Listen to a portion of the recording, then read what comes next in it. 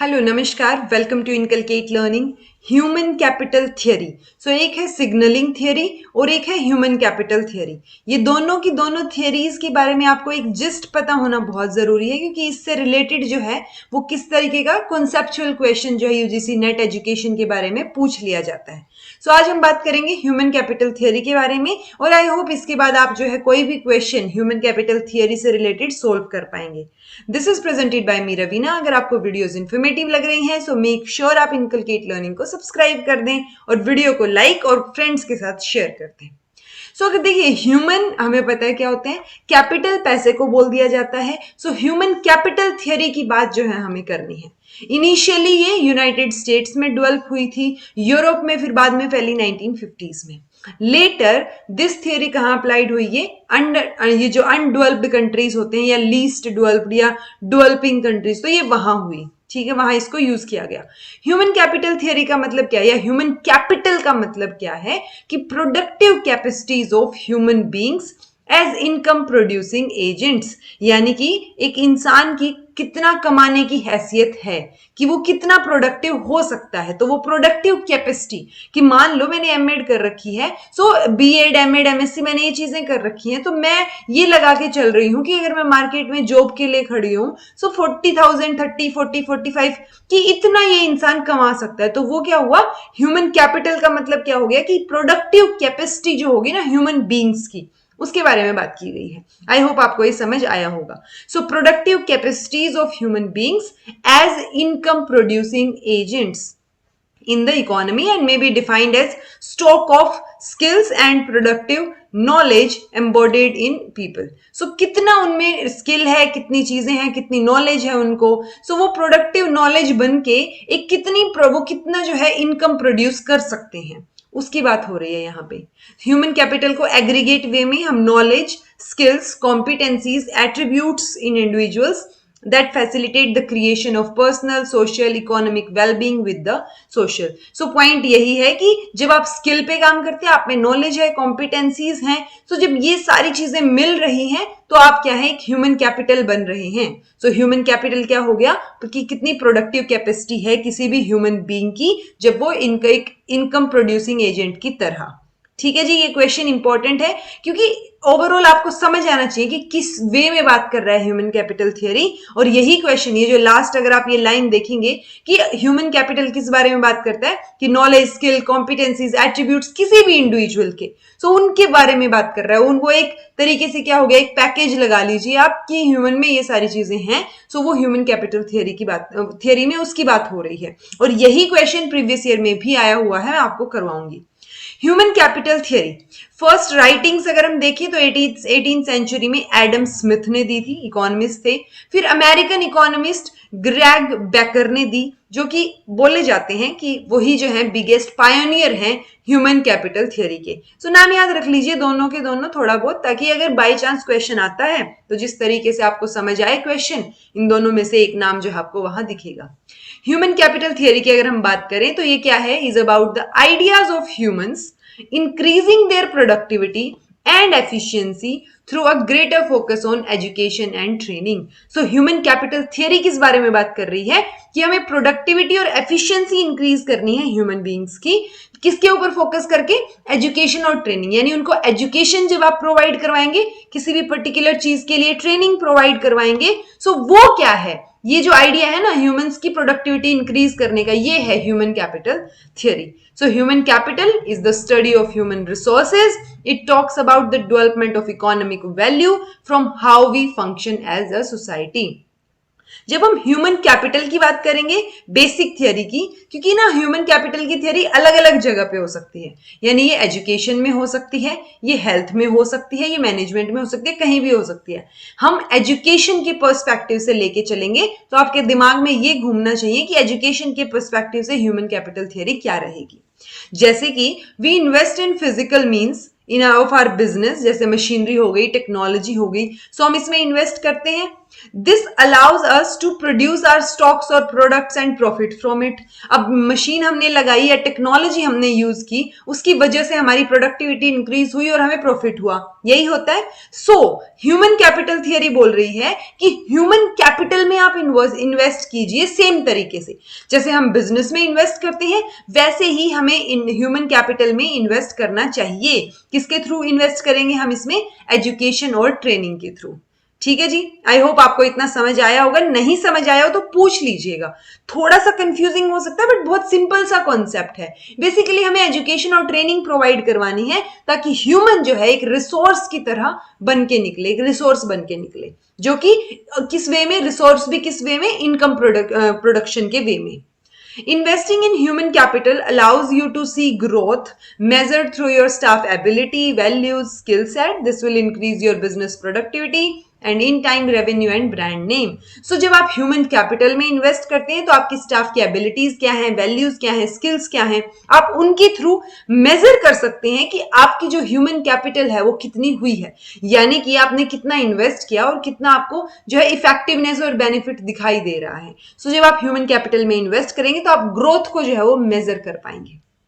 Further अगर कुछ points देखें तो human capital includes means for improving human qualities which can affect financial output and productivity. घुमा फिरा के आपको हर जगह यही बात नजर आएगी, हर लाइन आपको इसी तरफ लेके जाएगी कि ह्यूमन कैपिटल में हम क्या बात कर रहे हैं कि हमें इंप्रूव करनी है ह्यूमन की क्वालिटीज, जिसके लिए हम क्या कर रहे हैं, उसके ऊपर क्या पैसा लगाएंगे हम पहले तो, उसके बाद हम देखेंगे कि फाइनेंशियल आउटपुट और प्रोडक्टिविटी जो है वो इंक्रीज होती है या नहीं होती है।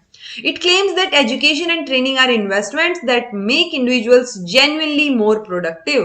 So ये थियरी क्लेम करती है कि एजुकेशन और ट्रेनिंग जो है ना, उनके ऊपर ये फोकस कर रही है कि वो इन्वेस्टमेंट बहुत जरूरी है और ये जेन्युइनली किसी भी इंडिविजुअल को ज्यादा प्रोडक्टिव बनाती है। These individuals earn high salary and become more employable. तो जब आपकी क्वालिफिकेशन ज्यादा है, आपने एजुकेशन ज्यादा ली है, इट्स लाइक एक ने एमएड कर रखी है और एक ने पीएचडी कर रखी है, तो जो पीएचडी वाला इंसान है उसको ज्यादा सैलरी ऑफर की जाएगी ना कंपैरेटिवली। सो ये क्या करती है, यानी आपने जब एजुकेशन और ट्रेनिंग में इन्वेस्ट किया सो वो हाई सैलरी में जो है और ज्यादा एम्प्लॉयबिलिटी में कन्वर्ट होगा। Gain of individual can be measured by net gain in lifetime earning accumulated as a result of their investment in education and training. So gain कैसे पता चलेगा, हम कैसे measure कर सकते हैं कि इंडिविजुअल का कितना गेन हुआ है? तो जो नेट गेन होगा लाइफ टाइम की अर्निंग में, कि अगर आपने इतनी एजुकेशन की है तो लाइफ टाइम आप इतना कमा पाएंगे, और आपने अगर एक्स्ट्रा एजुकेशन की है, ट्रेनिंग की है, तो आप कितना कमा पाएंगे। तो वो वहां से आप जो है देख सकते हैं कि जो एक्स्ट्रा चीजें आ रही है, जो नेट गेन आ रहा है, वो किसकी वजह से आ रहा है? जो आपने एजुकेशन और ट्रेनिंग में इन्वेस्ट किया है। पॉलिसी मेकर्स की अगर हम बात करें तो अराउंड द वर्ल्ड वो भी यही बोलते हैं कि जब आप इन्वेस्टमेंट की बात कर रहे हैं तो एजुकेशन और ट्रेनिंग से बेटर इन्वेस्टमेंट नहीं हो सकती। इट्स लाइक कि एक पेरेंट है जो कि बहुत ज्यादा पैसे जोड़ रहे हैं अपने बच्चों के लिए, बिजनेस बना रहे हैं, एक है जो कि उनको उनकी नीड्स कंप्लीट करके और उनको एजुकेशन प्रोवाइड कर रहे हैं, बेटर अच्छी एजुकेशन, क्वालिटी एजुकेशन। तो वो जो क्वालिटी एजुकेशन वाली इन्वेस्टमेंट है उससे बेटर कुछ नहीं हो सकता, क्योंकि कल को वो बच्चा या वो इंसान जब बड़ा होगा तो वो जो है अपनी चीजें, अपने डिसीजंस खुद लेना, अपने लिए खुद पैसा कमाना, वो सारी चीजें हो जाएंगी। सो एजुकेशन में इन्वेस्ट करना बेस्ट पार्ट है, ऐसा पॉलिसी मेकर्स का भी कहना है।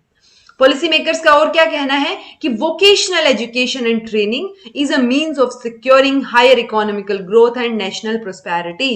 सो एजुकेशन में भी हम वोकेशनल एजुकेशन एंड ट्रेनिंग पे अगर फोकस करते हैं तो वो क्या है, बेटर इकोनॉमिकल ग्रोथ हमें मिलेगी और नेशनल प्रोस्पेरिटी भी ज्यादा होगी एज कंपैरिजन टू हम दूसरी एजुकेशन पे। एक थियोरेटिकल एजुकेशन होगी, एक वोकेशनल में आप स्किल्स के ऊपर फोकस कर रहे हैं, right. Some economist have argued that individuals who are more able and productive also tends to invest in more education.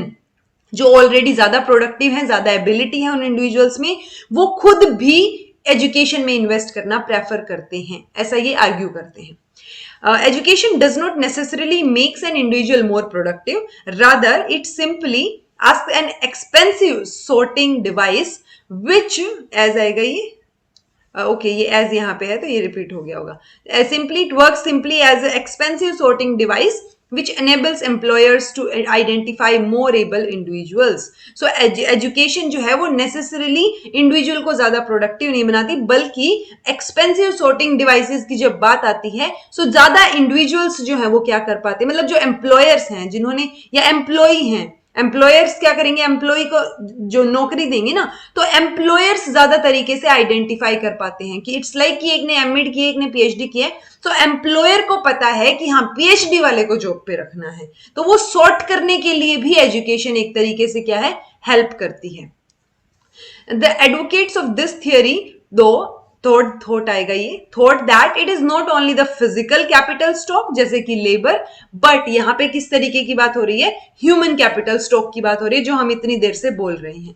सो वो क्या होगा, एजुकेशन होगा, जो कि बहुत जरूरी है किसके लिए, growth and development of nation. So सबसे पहले तो growth and development of individual के लिए जरूरी है, सोसाइटी के लिए जरूरी है, नेशन के लिए जरूरी है. बेसिकली एजुकेशन को ये मोस्ट इंपॉर्टेंट बता रहे हैं. ये एक चीज और आर्ग्यू करते हैं कि जब लोग ज्यादा एजुकेटेड होते हैं तो वो ज्यादा प्रोडक्टिव होते हैं, यानी when people become more and more educated they become more productive. There is a close relationship between number of years of schooling और income level of a person. So ये close relationship की बात करते हैं कि अगर ज्यादा आपने, क्योंकि आपने ज्यादा पढ़ाई की है तो आपकी ईयर ऑफ स्कूलिंग इंक्रीज हो गई ना. एक तो आपने पीएचडी तक की है, यानी कि आपने जो है 27 साल अपने पढ़ाई में लगाए हैं. एक है कि आपने कम लगाए हैं, 20 साल की है, आपने सिर्फ बीएससी की है, ग्रेजुएशन की है. सो वो क्या है कि नंबर ऑफ स्कूलिंग जितनी होगी, आपकी number of years of schooling, वो आपकी इनकम लेवल जो है वो डिसाइड करेगी. ये रिलेशनशिप में बताते हैं.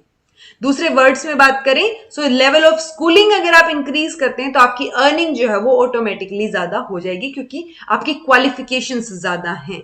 ठीक है जी. अगर कंक्लूजन में बात करें बिल्कुल थोड़े से वे में, तो वो क्या हो जाएगा कि एजुकेशन जो है वो आपके वेजेस को इंक्रीज करती है. कैसे? क्योंकि आपकी प्रोडक्टिविटी इंक्रीज हुई है. सो ये चीज आप एक बार समझ लीजिए, क्योंकि जब सिग्नलिंग थियरी पढ़ेंगे तो आपको कंफ्यूज नहीं होना है. एजुकेशन क्वालिटी, यानी पहले एजुकेशन क्या कर रही है, प्रोडक्टिविटी इंक्रीज हो रही है, और उस प्रोडक्टिविटी की वजह से आपकी अर्निंग या वेजेस जो है वो इंक्रीज हो रही है. यानी ये एजुकेशन को एक पॉजिटिव इफेक्ट जो है वो मानती है स्टूडेंट की एबिलिटी पे. यानी कि जब आप क्या करते हैं, कॉम्पिटिटिव लेबर मार्केट की बात करेंगे तो आपको हायर अर्निंग्स मिलेंगी अगर आप ज्यादा एजुकेटेड हैं. सो ये क्या बोल रहे हैं कि एजुकेशन जिसकी ज्यादा होगी वो ज्यादा कमाते हैं, ज्यादा अर्न करते हैं, क्योंकि वो ज्यादा सीखते हैं. यानी कि ये पहले सीखने को भी इंपॉर्टेंस दे रहे हैं. ये बात आपको ध्यान रखनी है. ये डायरेक्ट ये नहीं कह रहे कि आपकी क्वालिफिकेशन है इसलिए आपको जो है ये जॉब और पैसे मिल रहे हैं. ये कह रहे हैं कि आपकी क्वालिफिकेशन है, आपने ज्यादा पढ़ा लिखा है, तो आपने ज्यादा सीखा है, और ज्यादा सीखने की वजह से आपकी अर्निंग ज्यादा है. I hope I'm clear on it. It assumes that education improves individual and aggregate outcomes because it improves the broadly defined job relevant skills of the student. तीनों जगह पे सेम बात बोली गई है अलग अलग तरीके से कि एजुकेशन जो है वो आपकी प्रोडक्टिविटी इंक्रीज करेगी, आपकी स्किल्स इंक्रीज करेगी, जो भी आपका स्किल सेट होगा या जो डिफाइंड जॉब आपको बोली गई है उससे रिलेटेड आपकी क्वालिफिकेशंस इंक्रीज करेगी. उसके बाद यानी आपने जो सीखा है, आपकी चीजें इंक्रीज हुई है, प्रोडक्टिविटी इंक्रीज हुई है, तब जाके आपकी क्या है, अर्निंग ज्यादा है, आपका आउटकम ज्यादा है. ठीक है जी. आई होप आपको ये टॉपिक समझ आया होगा. इससे क्वेश्चंस जो है वो आ जाते हैं बहुत इजी से. सो आपको समझ आ गया होगा तो आप अटेम्प्ट कर पाएंगे. अगर नहीं समझ आया है तो कमेंट बॉक्स में कमेंट करके पूछ लीजिएगा. समझ आया है तो कमेंट करके बता दीजिएगा कि समझ आ गया है. This was all about today. Thank you so much for watching. Be happy, keep smiling and subscribe to Inculcate Learning.